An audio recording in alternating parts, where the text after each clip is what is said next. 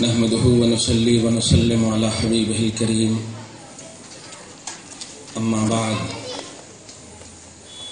فأعوذ بالله من الشيطان الرجيم بسم الله الرحمن الرحيم وكلبهم باسط ذراعيه بالوسيد صدق الله العظيم وصدق رسوله النبي الأمين المتين الكريم ونحن على ذلك لمن الشاهدين والشاكرين والمطمئنين إن شاء الله تعالى إلى يوم الدين.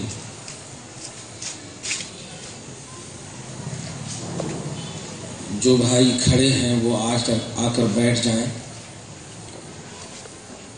کیونکہ ہر ایک کے لیے اہل سنت کے اعتبار سے اتنا پاورفل ہونا آج ضروری ہے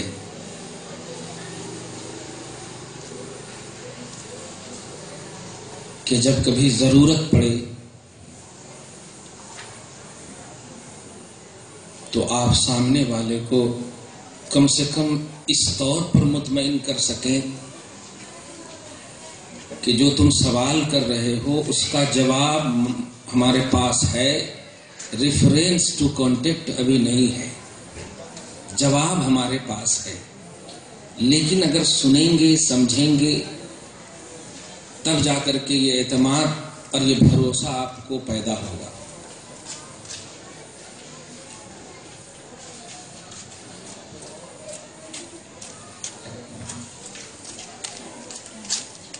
جیسا کہ آپ کو اچھی طرح معلوم ہے، اہل سنت والجماعت کا بیس، اہل سنت والجماعت کی بنیاد عوام نہیں ہے۔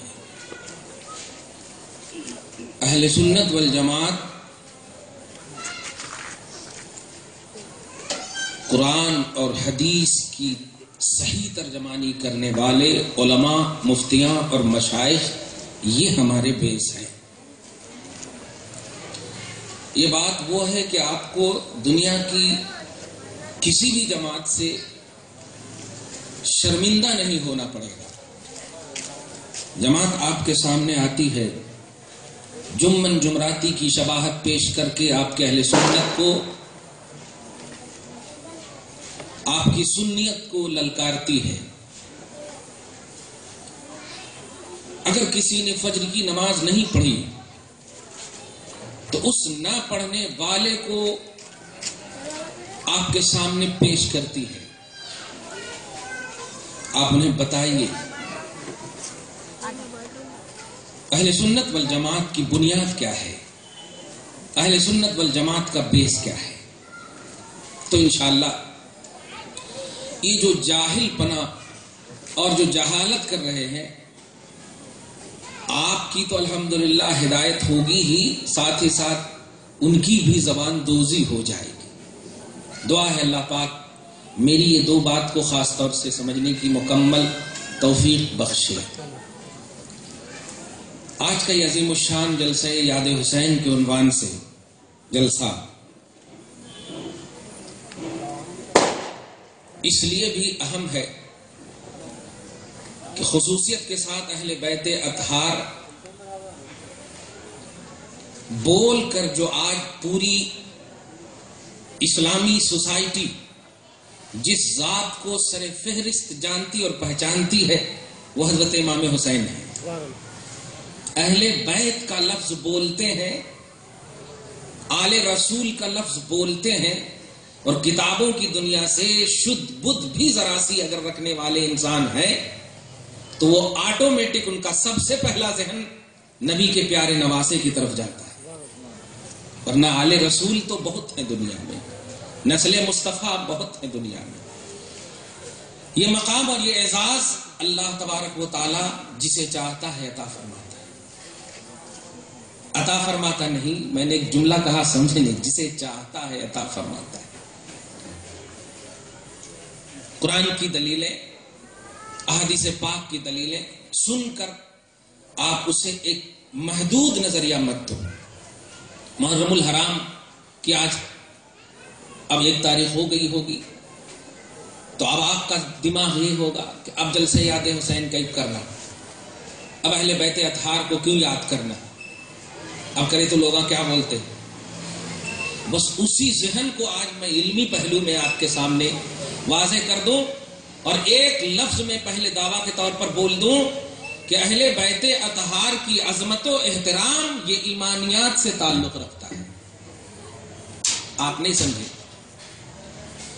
اہل بیت اطہار علی، فاطمہ، حسن اور حسین کا مقام اور ان مقام کا احترام اور اس کی عظمت، اس کا ذکر، اس کی یاد، یہ آپ کے ایمان کا داخلہ ہے، آپ کا ایمان ہے۔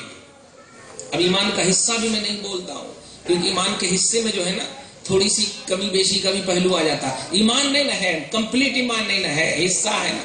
ایمان میں نے کہا ہے عین ایمان ہے۔ اب اس کو دلیل لے لیں، یہ بتائیے جس کی عظمت قرآن سے ثابت ہو، قرآن پر ایمان ہے کہ نہیں ہے؟ تو اب عظمت جب قرآن سے ثابت ہو تو قرآن پر آپ کا ایمان تو اس عظمت پر ایمان ہے یا نہیں؟ ایمان مفصل کیا پڑھتے ہیں آپ؟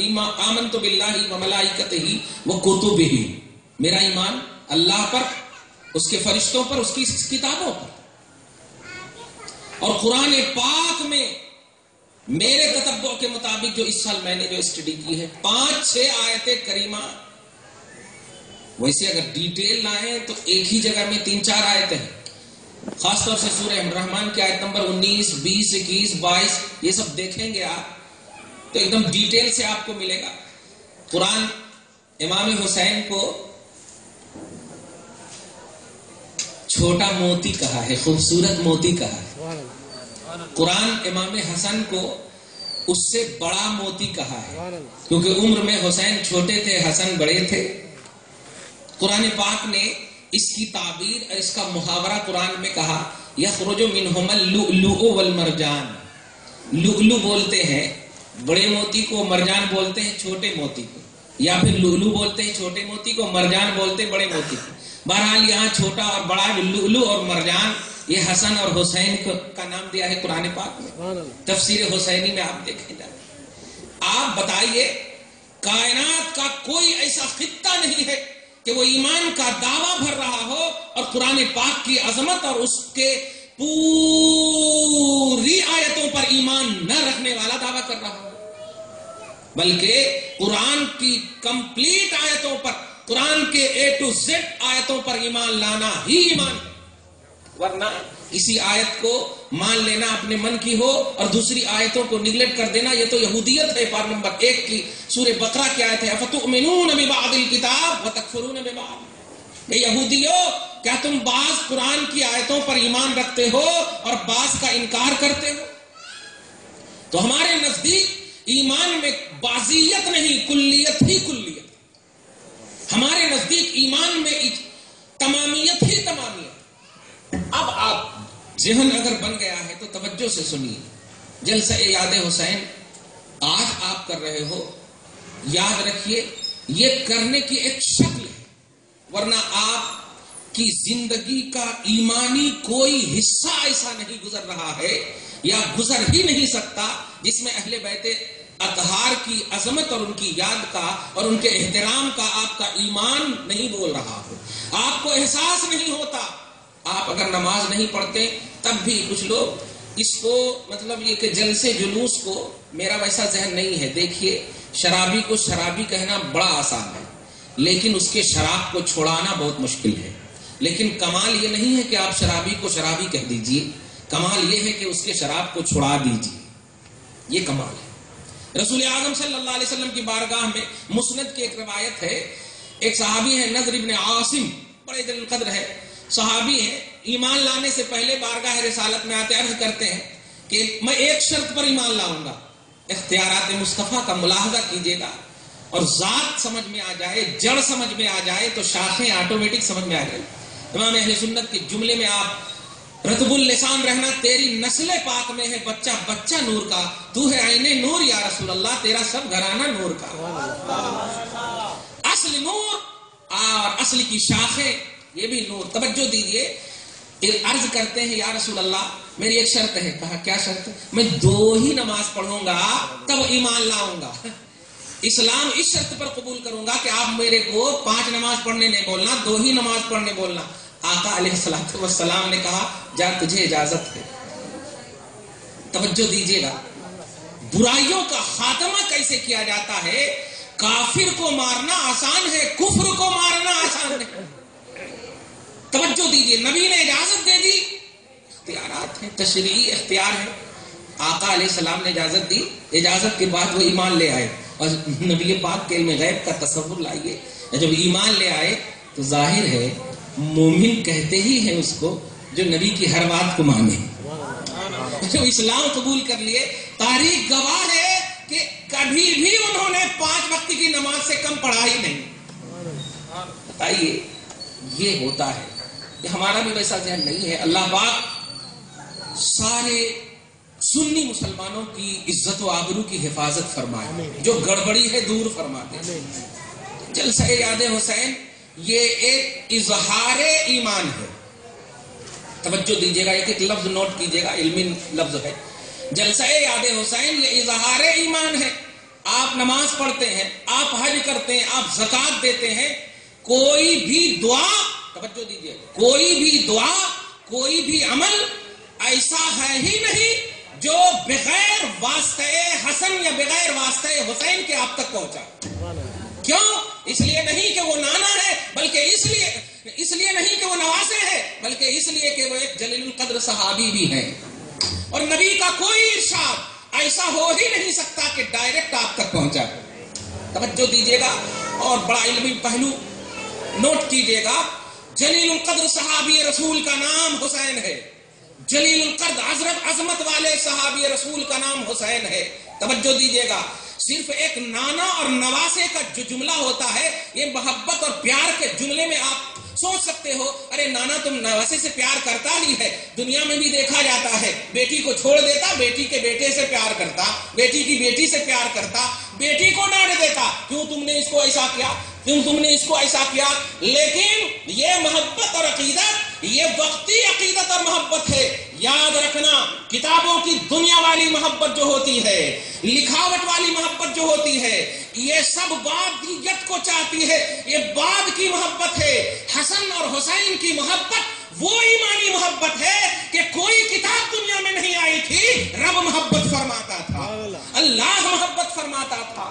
اس لیے پیارے، عظمت اہل بیت، یاد حسین، اہل بیت کا احترام، یہ وہ اس ایمان میں داخل ہے جو ایمان لانے والے لاتے بعد میں ہے. محبت پہلی ہی لکھی جا چکی ہے، عظمت پہلی ہی لکھی جا چکی ہے. توجہ دیا آپ نے. میں یہ جملہ کہنے جا رہا ہوں کہ ایسا نہ ہو کہ سفر کا مہینہ شروع ہو جائے تو اہل بیت کا احترام کم ہو جائے، ربیع الاول کا مہینہ آ جائے تو محبت کم ہو جائے. ہو ہی نہیں سکتا ہے وہ نمازی جو اللہم صلی علی محمد کا پہلو تو سمجھا ہو لیکن والا آل محمد کا پہلو نہ سمجھا. ہر نمازی، میں بڑے ادب سے کہتا ہوں، تمام جماعت والوں کو بڑے ادب سے کہتا ہوں، اس لیے ادب سے کہتا ہوں کہ تم بھی آدمی ہو اگرچہ آدمیت نہیں ہے تیرے اندر، تم بھی انسان ہو اگرچہ انسانیت نہیں ہے تیرے اندر. پیارے، آپ کس نماز کی بات کرتے ہو، کس عبادت کی بات کرتے ہو؟ توجہ دیجیے گا، کس نماز اور کس عبادت کی بات کرتے ہو؟ رسول اعظم ہیں، اعلان رسالت فرماتے ہیں، اعلان فرماتے ہیں میں رسول ہوں. اپنے رسول ہونے کا اعلان فرمایا. 40 سال کی عمر شریف ہے. آقا علیہ الصلوۃ والسلام اعلان کرنے کے بعد تاریخ گواہ ہے کہ 12 سال تک مکۃ المکرمہ میں تشریف رکھے تو 13 سال. توجہ دیجیے گا، اس وقت تک جو جتنے بھی ارکان اسلام ہیں ایمان کے بعد، اقامت صلاۃ نماز قائم کرنا، ایتاء زکات زکات ادا کرنا، صوم رمضان روزہ رکھنا رمضان کا، حج کرنا، یہ چاروں جو پلر آف اسلام ایمان کے بعد. توجہ دے رہے ہیں آپ ہماری طرف متوجہ، ایک ایک لفظ کو سمجھیے گا. یہ چاروں ارکان 12 سال تک مصطفیٰ مکہ میں رہے، ایک بھی رکن مکہ میں نازل نہیں. سارے ارکان ہجرت کے بعد نازل ہو رہے ہیں، اور ہجرت سے پہلے جو نماز، توجہ دے رہے ہیں آپ، بولتے ہیں نا آج یہ نماز کا جلسہ یہ لوگ کرتے ہیں، اچھا اب تو معراج النبی بھی کرنے لگے، اور معراج النبی میں عنوان بناتے ہیں عنوان صلاۃ کو، کس نے لایا، کیوں لایا، کیسے لایا، وہ سب نہیں، نماز لائے رسول اللہ۔ میں جو ذہن دینا چاہ رہا تھا انکاری تصور میں نہیں دے رہا ہوں، اپوز ذہن کے اعتبار سے نہیں دے رہا ہوں، میں یہ سمجھانا چاہتا ہوں کہ دنیا میں کوئی بھی عمل ہو ہی نہیں سکتا، اس کا وجود ہو ہی نہیں سکتا بغیر تصور رسالت کے، بغیر خیال مصطفیٰ کے۔ نبی پہلے ہیں، عمل بعد میں، توجہ دیجیے، نبی پہلے ہیں، عمل بعد میں ہے۔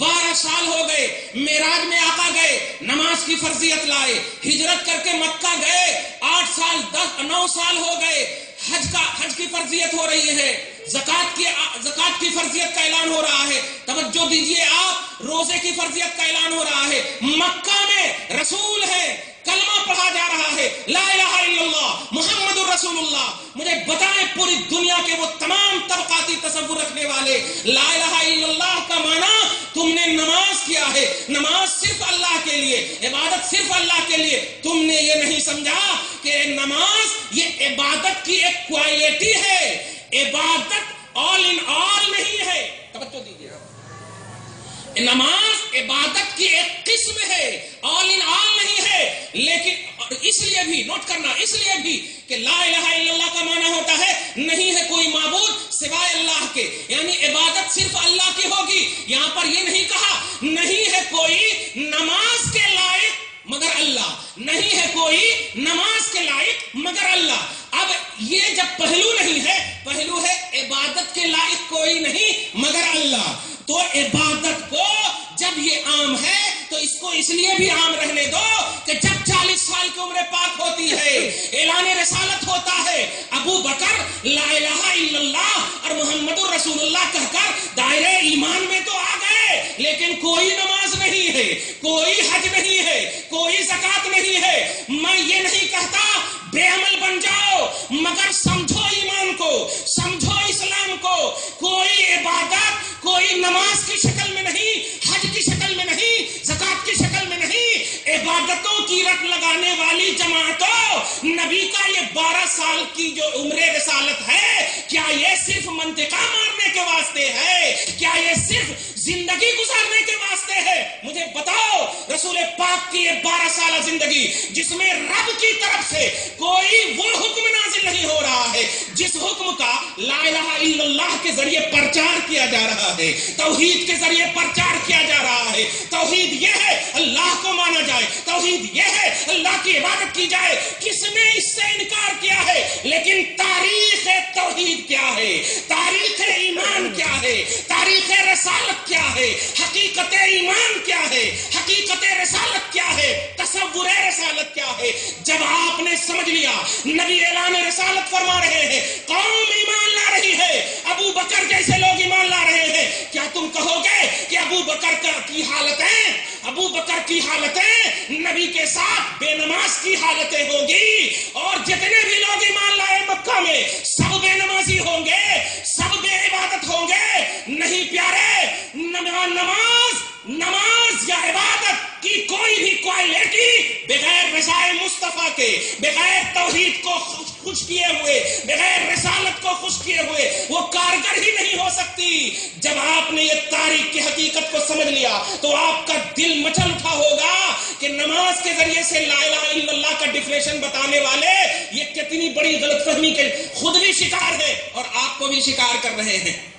میں یہ نہیں کہتا کہ نماز مت پڑھو پیارے، دعا ہے کہ نماز پڑھو، دعا ہے کہ نماز پڑھو، رب العالمین ہم سب کو نمازی بنائے، لیکن لا الہ الا اللہ کا ڈیفینیشن سمجھو اور اس کا بیک گراؤنڈ سمجھو۔ 12 سال تک مصطفیٰ نے لا الہ الا اللہ محمد الرسول اللہ، لا الہ الا اللہ محمد الرسول اللہ پڑھایا ہے، لیکن کوئی نماز کا تذکرہ نہیں ہو رہا ہے، کوئی حج کا پہلو نظر نہیں آ رہا ہے۔ کیا کہو گے آپ؟ اچھا ایک اور بات تاریخی اعتبار سے ملاحظہ کیجئے، کیا اس درمیان میں صحابہ کرام کا انتقال ہوا یا نہیں؟ آپ سمجھ رہے ہیں نا؟ توجہ سے سن رہے ہیں نا؟ پورا مجمع درود شریف پڑھیے. اللہم صلی علی سیدنا محمد صلی اللہ علیہ نبی الامی وآلہ صلی اللہ علیہ وسلم. توجہ دے رہے ہیں نا آپ؟ جی. انتقال بھی فرمائے ہوں گے نا. قرآن پاک کی آیت کریمہ سنو اور پھر اس تصور کو سنو. سورہ بقرہ آیت نمبر 137 میں اللہ سبحانہ فرماتا ہے ایک قیامت تک کے لوگوں جنت میں جانا چاہتے ہو اپنا ایمان صحابہ کے ایمان کی طرح بنا لو. مدینہ والے یہ نہیں کہا کوئی ڈیوائڈیشن نہیں. ان آمنوا بمثل ما آمنتم بہ فقد اہتدوا. اے لوگوں اگر تمہارا ایمان صحابہ کی طرح ہوا تب ہدایت پر رہو گے. وَإِن تَوَلَّوْا فَإِنَّمَا هُمْ فِي شِقَاقٍ. اور اگر تمہارا ایمان ان کی طرح نہ ہوا تو گڑبڑی تمہارے اندر آ جائے گی, ہدایت تمہارے سے رخصت ہو جائے گی. یہ صحابہ کو بیس بنایا, صحابہ کو آئیڈیل بنایا. قربان عظیم الشان افضل البشر بعد الانبیاء بالتحقیق سیدنا ابو بکر صدیق اولین سابقین صحابہ اور تمام نبیوں کے بعد اگر افضلیت کسی کے سر جاتی ہے تو وہ ابو بکر صدیق کی ذات پاک ہے. وہ بھی ایمان لا رہے ہیں مکہ المکرمہ میں. توجہ دیجیے گا, کس نماز کس عبادت کا تصور دیتے ہو امت میں؟ کیا ابو بکر صدیق نے 12 سال بے نمازی یا جتنے بھی صحابہ اور صحابیات کا انتقال ہوا سب بے نمازی مرے؟ کس نماز اور کس عمل کی بات کرتے ہو؟ نہیں پیارے, امت میں گمراہی پھیلا رہے ہیں. ایسا مت کرو. آپ کو اگر شوق ہے تو آپ پھیلو لیکن پھیلانے کی کوشش مت کرو. اور یہ اہل سنت کے فرزندوں تم بھی اس واقعے کو واقعہ مت لو, اس واقعے کو واقعی لو. آپ اس واقعے کو واقعی لو, دل میں بٹھاؤ, پوچھو. یوٹیوب وغیرہ پر دیکھتا ہوں تو مطلب اپنے ماتھے میں مارنے کا من کرتا. لا الہ الا اللہ اس کا ڈیفینیشن کیا کرتے؟ نہیں ہے کوئی معبود سوا اللہ کے, مطلب غوث پاک اللہ ہے, غریب نواز اللہ ہے, مالک اللہ ہے. مارے گھٹنا پھوٹے سر, عجیب بات. ارے یہ کوئی ڈیفینیشن ہے؟ رسول اعظم جب پڑھا رہے تھے لا الہ الا اللہ نہیں ہے کوئی معبود سوائے اللہ کے, یہی تصور دیا تھا. کسی غوث کو نہیں ماننا, کسی خواجہ کو نہیں ماننا, کسی اس کو نہیں ماننا. نہیں پیارے, یہی گمراہی ہے. اس کو آپ بھی سمجھو اور اس میں جھگڑے کی بات نہیں. یاد رکھیے جب آپ کے پاس پانی ہے اور پیاسے بھی ہیں تو محبت سے پلائیے نا, پیاس بھی بجھ جائے گی, دعا بھی مل جائے گی. آپ پلانے کے بعد ڈانٹ رہے ہیں کہیں کو, جھگڑا کہیں کر رہے ہیں آپ. جب آپ پلانا ہی ہے تو محبت سے پلائیے, وہ پیاس بھی ان کی بجھ جائے گی, آپ کے ہو جائیں گے الحمدللہ. دعا دے کر کے جائیں گے, خود بھیگ دیں, خود کہیں منگتا کا بلا. میں ایک ذہن دے رہا ہوں اہل بیت اطہار کے حوالے سے نوٹ کرنا. صحابہ کرام کی فہرست میں بھی عظیم الشان جلیل القدر امام عالی مقام کا عظیم شمار ہے. تو امام حسین کو صرف نواسے رسول کی بنیاد پر مت سمجھو. نبی کے نواسے ہیں اور نبی کو کوئی لڑکا وڑکا بیٹا وٹا نہیں تھا تو محبت تو آٹومیٹکلی طبعی چیز ہے, ایسا ہے ویسا. معاذ اللہ رب العالمین, ایسا نہیں ہے پیارے. رب نے توجہ دیجیے, رب نے یہ وعدہ لے لیا. نوٹ کیجیے سورہ کوثر کی آیت نمبر 1 2 3 تینوں آیت. یہ عاص بن وائل سہمی ہے, رئیس المنافقین ہے, گستاخ رسول ہے, نبی کی گستاخی کرنے والوں میں سے ہے. زبردست نبی کو ستاتا لیکن نبی کی زبان سے کچھ نہیں, کیونکہ تکلیف دینے والے جتنے بھی نبی کے زمانے میں ہوتے تھے, تکلیف دینے والا انسان ہوتا تھا, منافق ہوتا تھا. نبی اس کا جواب نہیں, خدا اس کا جواب دیتا. توجہ دیجیے گا, جب نبی پاک کے بیٹے حضرت قاسم یا حضرت ابراہیم ان میں سے کسی کا انتقال ہو گیا تو یہی عاص بن وائل سہمی نے ایک جملہ کہا. توجہ دیجیے گا, کیا جملہ کہا؟ نبی محمد منقطع النسل ہو گیا. منقطع النسل کا مطلب آپ نبی محمد جب تک زندہ ہے اب مشن پھیلا رہا, اب اس کے بعد تو کوئی وارث ہی نہیں, ان کا بیٹا ہی نہیں ہے, تو اب پھیلائے گا کیسے؟ مطلب یہ کہ دین اور مذہب کو باپ کی جاگیر سمجھا تھا کہ ان کی جاگیر ہے یہیں تک رہے گی. نہیں, قرآن پاک, مذہب, اسلام یہ اللہ کا دیا ہوا ہے. توجہ دیجیے گا, یہ جملہ کہا نبی کو بہت دل دکھا, تکلیف ہوئی. اے حبیب مکرم, اس نے اپنی زبان سے کہا ہے, ان کی زبان مخلوق کی زبان، شریر الخلق کی زبان، ہم خالق ہم مالک اس کا کلام سنیے آپ. سبحان اللہ. اللہ سبحانہ فرماتا انا اعطیناک الکوثر، اے حبیب مکرم ہم نے آپ کو بے شمار خوبیاں عطا فرمائی ہیں، بے شمار خوبیاں عطا فرمائی ہے. اب فصلی لربک وانحر، تو آپ اپنے رب کے لیے نماز پڑھیے، قربانی کیجئے. اور یہ عاص بن وائل سہمی، یہ رئیس المنافقین، یہ آپ کا گستاخ جو کہہ رہا ہے کہ یہ آپ کی نسلیں ختم ہو گئی، ختم ہو جائیں گی محمد کے مرنے کے بعد، ان کا بیٹا بھی مر گیا معاذ اللہ، تو اب نسلیں نہیں چلیں گی. ارے نسلوں کی بقا کا مالک میں ہوں، سبحان اللہ. میں ہوں مالک. ان شانئک هو الابتر، یہ آپ کا دشمن ہی، انہی کی نسل ختم ہو جائے گی، بے شک. انہی کی نسل ختم ہو جائے گی. تیری نسل پاک میں ہے بچہ بچہ نور کا، تو ہے عین نور، تیرا سب گھرانہ نور. توجہ دے رہے ہیں. نسل رسول کے ختم ہونے کا تصور لایا تھا نبی کے زمانے میں، رب نے ایک سورہ اتار دی. اہل سنت کے دل دادو، اس سے آپ کو کیا تصور ملا؟ حج کرنا کہتے، نماز پڑھنا کہتے، قربانیاں کرنا کہتے؟ نہیں، اس سے عظیم تصور یہ ملا رسول اور آل رسول کی جو عظمت ہے اس کا احترام کرنا کہتے. دل دکھایا تھا مصطفیٰ کا، نسل پر بات چلی تھی، آج بھی زبان سے، قلم سے، تحریروں سے، اداؤں سے آج بھی حسین کو سیاسی اعتبار سے جملے کسے جا رہے ہیں. توجہ دیجیے گا، سیاسی جنگ تھی، نوٹ کرنا، سیاسی جنگ تھی، اقتدار کے لیے گئے تھے. اس نے صرف یہ کہا تھا، اور ظاہر میں دیکھا بھی تھا کہ انتقال کر گیا. ظاہر ہے زید کا بیٹا انتقال کر جائے اور کوئی نہ ہو ان کی نسل میں ان کے اس کو بڑھانے والا، تو دنیا تو یہی کہیں، ارے جیسے آپ لوگ بولتے بھی نہیں ہمارا وارث ہونا، وارث بولے تو مرد ہی کو سمجھتے ہیں لوگ عمومی طور پر. واقعتاً دیکھا بھی تھا کہ نبی کا بیٹا انتقال ہو گیا ہے، اب کوئی نہیں. تو ظاہری تصور اس کا صحیح تھا.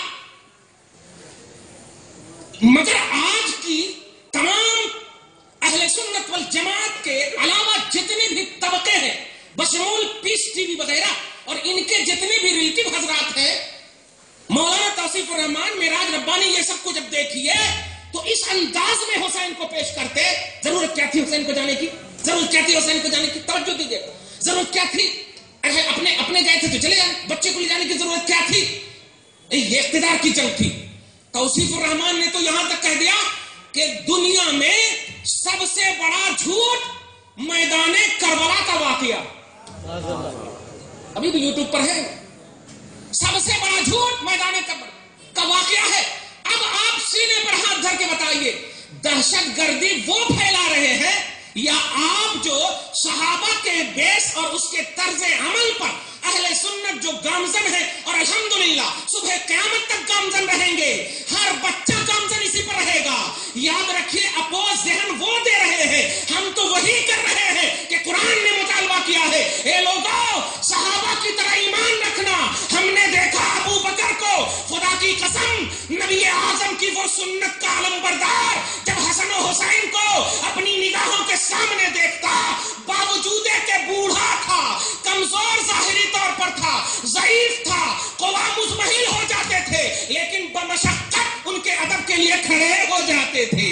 اور کھڑے ہی نہیں بلکہ فرماتے تھے، صحیح بخاری کا جملہ ہے، ارقبوا آل محمد فی اہل بیتہ، کہ لوگوں سنو ابو بکر کی یہ ادا کو دیکھ کر یہ عقیدت کا نام مت دینا، یہ حقیقت ہے. تم کو بھی یہ آرڈر کر رہا ہے ابو بکر کہ محمد کو اہل بیت اطہار ہونے کی بنیاد پر ان کی تعظیم کرنا، ان کا نعرے تکبیر، نعرے رسالت، نعرے حسین.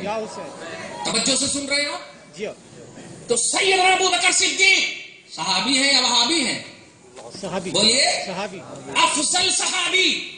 اور صحابی ہی میں افضل نہیں، کائنات میں کوئی ایسا بشر جنم نہ لیا ہے نہ لے گا نبیوں کے بعد ابو بکر صدیق کی ذات پاک.